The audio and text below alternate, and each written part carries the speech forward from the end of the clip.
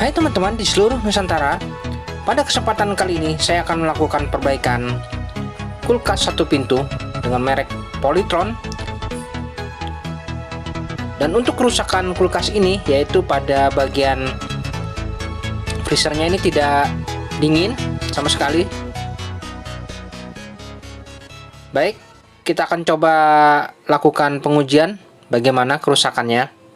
Di sini untuk bagian freezernya tidak ada dingin sama sekali.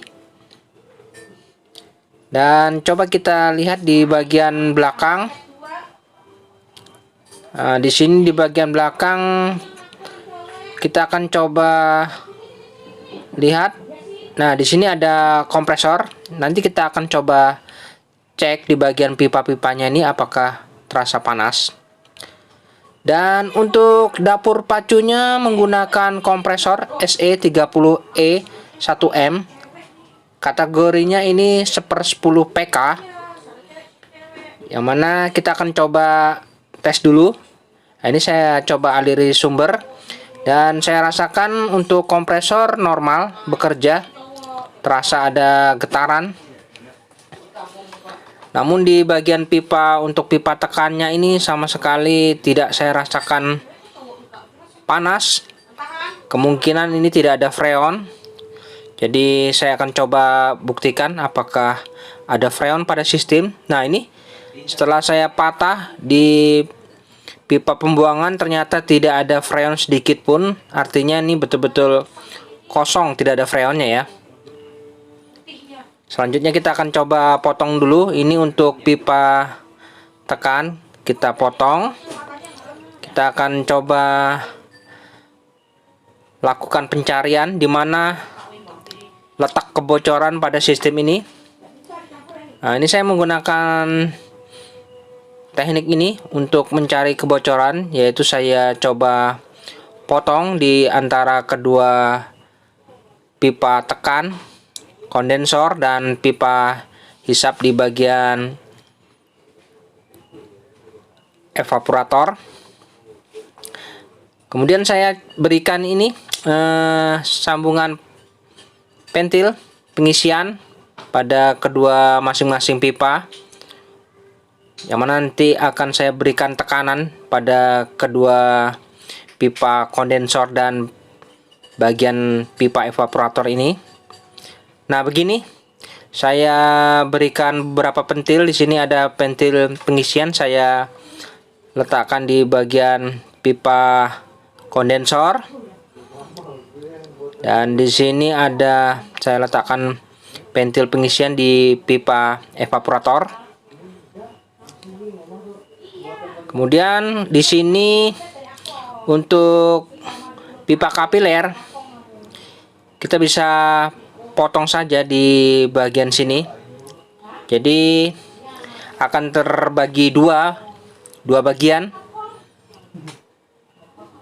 Dan kita akan langsung mengecek sekaligus di bagian mana letak kebocorannya, apakah di bagian pipa kondensor atau bagian pipa evaporator.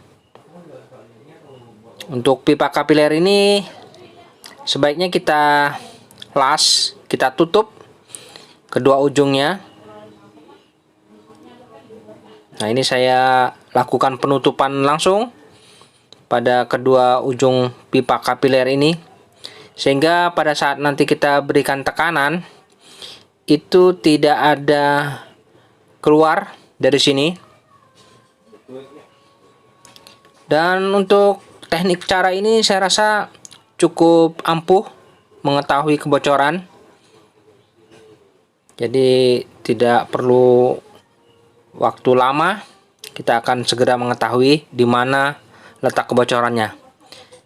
Nah, ini saya siapkan selang manifold. Ada selang warna biru dan selang warna merah dan selang warna kuning. Yang biru saya sambungkan di bagian evaporator. Nah, ini saya pasangkan di jalur pipa evaporator. Dan yang merah, selang warna merah, saya konekkan ke pipa kondensor. Oke. Dan untuk warna kuning, selang warna kuning saya sambungkan di ventil pendorong. Nah, ini saya sengaja akan dorong menggunakan kompresor bawaan itu sendiri. Nah, ini saya dorong nanti menggunakan kompresor ini sehingga akan ada tekanan. Dan kedua kerannya kita buka dulu. Untuk keran warna biru, keran warna merah kita buka. Dan kita akan berikan tekanan pada masing-masing selang manifold ini. Oke, sudah terkoneksi semua. Ya, siap-siap kita akan coba berikan tekanan. Nah, ini saya coba aliri sumber dulu untuk kompresor agar mendorong.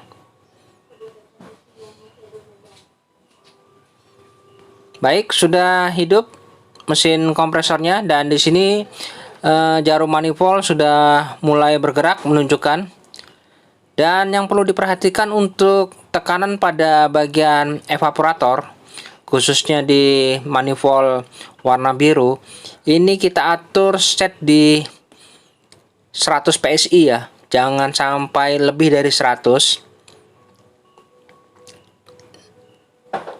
Dan untuk kondensor kita set di 200 atau 300 PSI.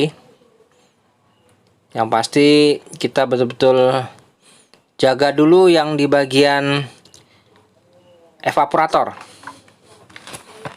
Kalau bisa di maksimal itu teman-teman, maksimal di 100, mungkin di bawah 100 tidak apa-apa. Tapi jangan lebih dari 100 ya. Oke, kita set dulu untuk tekanan di evaporator.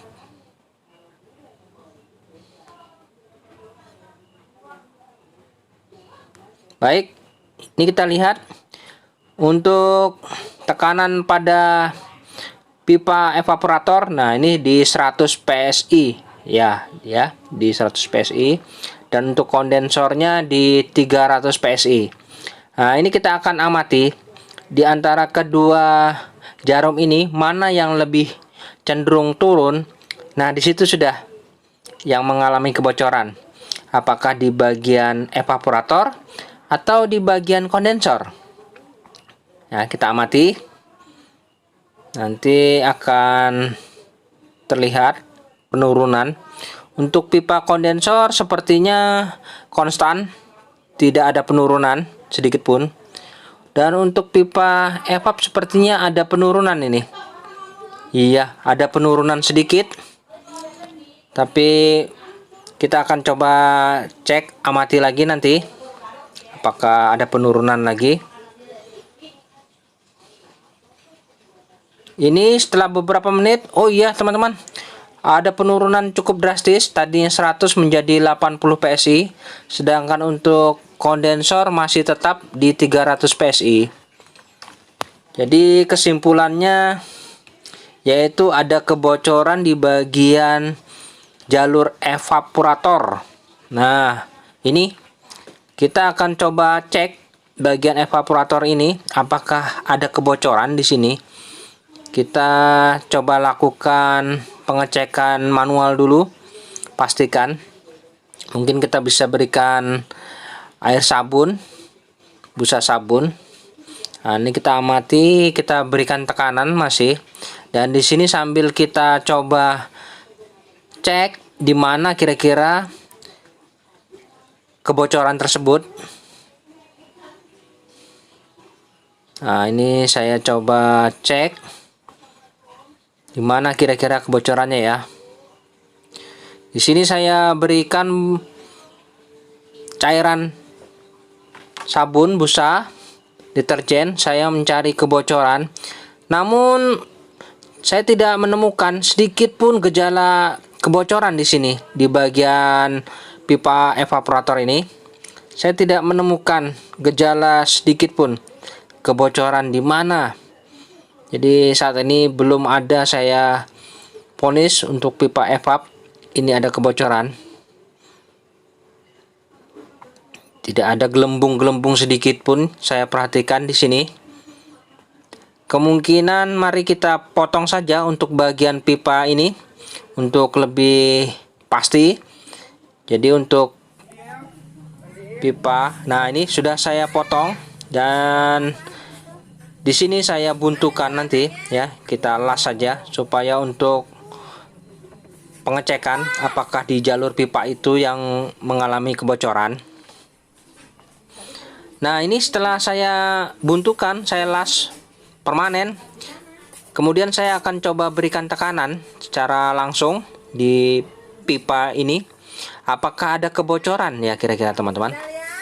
Baik, ini saya berikan tekanan di 200 PSI dan spontan secara perlahan langsung menurun sedikit demi sedikit. Nah, ini sudah menandakan bahwa terjadi kebocoran di dalam sistem.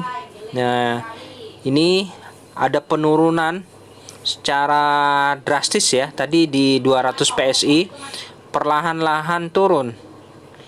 Nah, ini kita perhatikan. Jadi kita sudah tahu pasti. Ini coba beberapa menit kemudian, wah, jauh sekali sudah meninggalkan. Dari 200 menjadi 100 ya. Oke. Dan untuk pipa kondensor aman, stabil.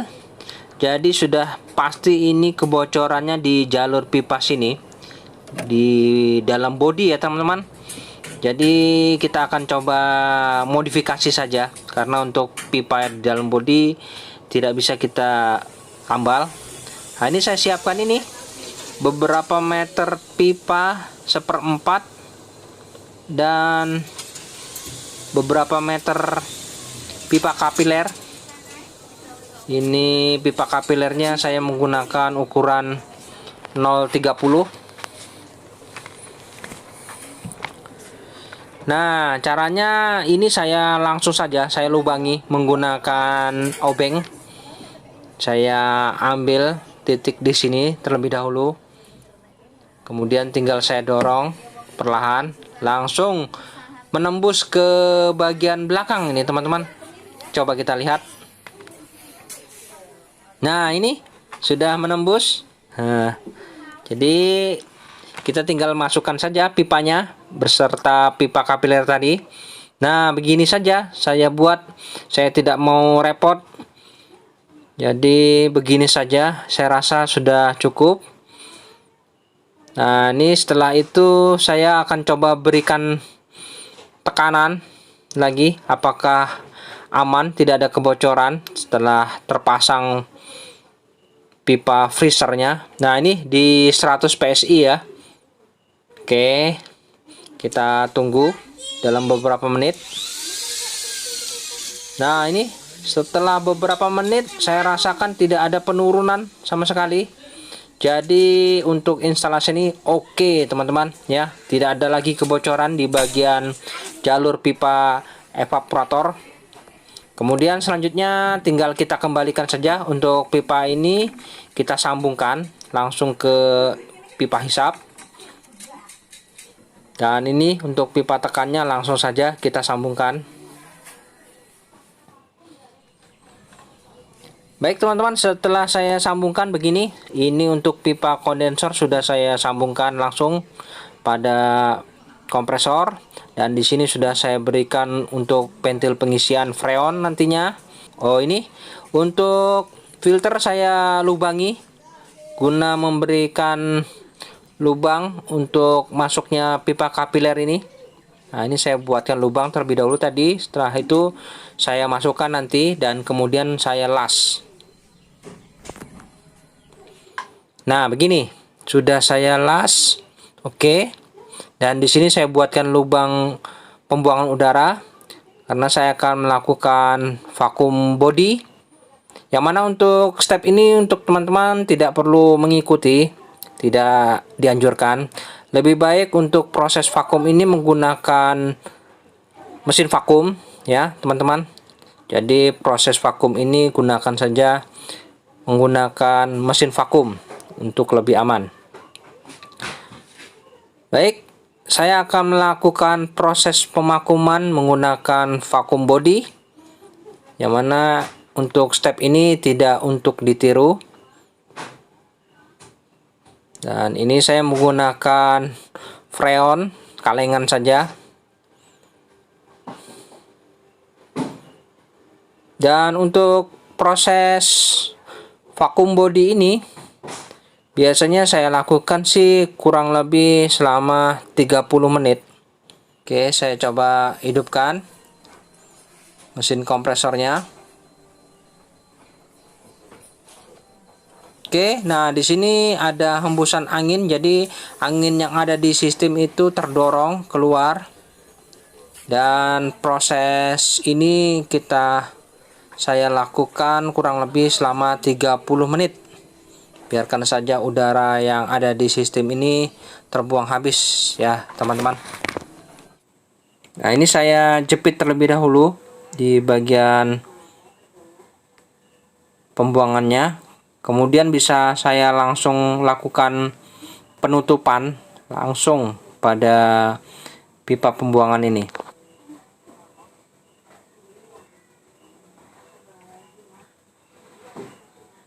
Nah, ini saya coba lakukan penutupan pada pipa pembuangan. Oke, saya akan coba masukkan freon. Tapi sebelumnya kita buang dulu udara yang terjebak. Kemudian kita bisa masukkan freon secara perlahan-lahan ke sistem. Oke, ini proses pengisian freon sedang berlangsung. Oke, tekanan sementara di 12 PSI. Saya rasa untuk tekanan 12 PSI ini saya rasa sudah cukup. Jadi proses pengisian freon ini saya rasa sudah cukup. Dan coba saya raba untuk filter ini. Nah, ini sudah terasa hangat, artinya mantap, teman-teman. Dan nah, di sini saya akan melakukan penutupan pada pentil pengisian ini. Ini saya langsung buka dan saya tutup sementara dengan tangan. Kemudian saya pasang, nah ini spuyer pada pentil pengisian. Oke, kemudian saya rapatkan.